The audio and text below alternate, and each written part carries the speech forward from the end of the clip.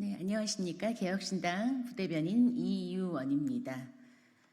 오늘은 빵문회로 남은 이진숙 청문회, 민생도 정의도 찾아볼 수 없다라는 제목의 논평하겠습니다.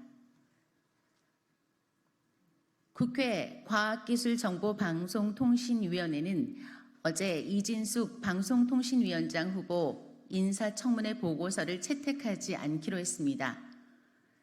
전체 회의를 열고 인사청문회 보고서 채택 여부를 논의했으나 여야의 이견을 좁히지 못했습니다. 이준석 개혁신당 의원은 최대한 선입견은 배제하고 이진숙 후보자의 정책 능력과 도덕성을 판단해 보려고 했지만 청문회에서 이 후보자의 답변이 매우 무성의했고 지역방송 진흥에 대한 해법도 원론적인 답변에 그쳤다라고 지적했습니다.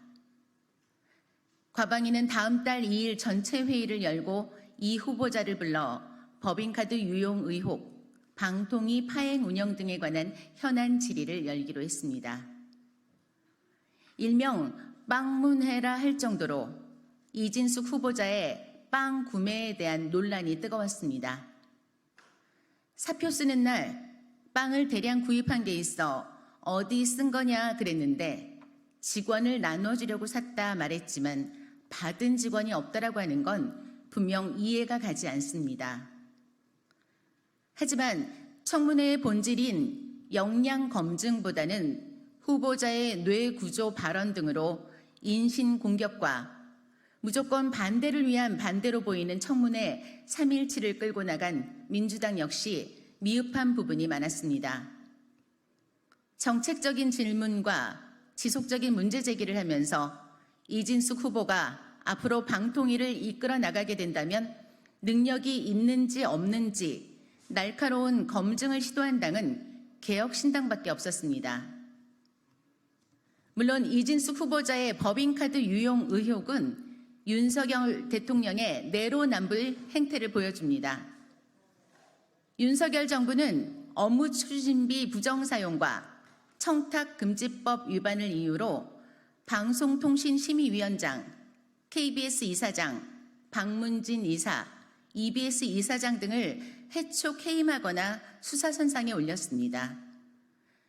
정권이 바뀔 때마다 법인카드 사용 내역을 과장하거나 꼬투리 잡아 상대편을 쫓아내는 보복의 악순환이 반복되어 왔습니다.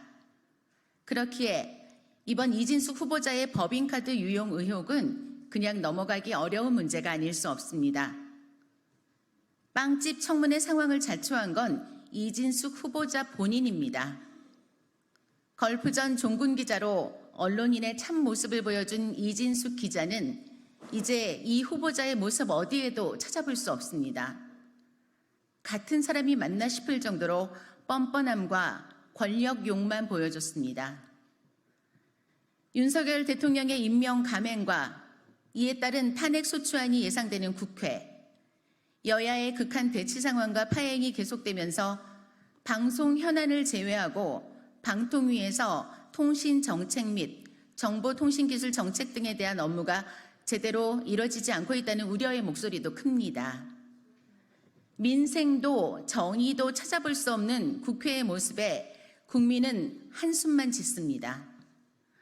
하루빨리 방통위가 역할과 기능을 되찾아 국민의 삶의 질을 높일 수 있도록 여야 모두 정쟁보다는 민생에 초점을 맞추는데 힘을 모아주시기 바랍니다. 네, 감사합니다.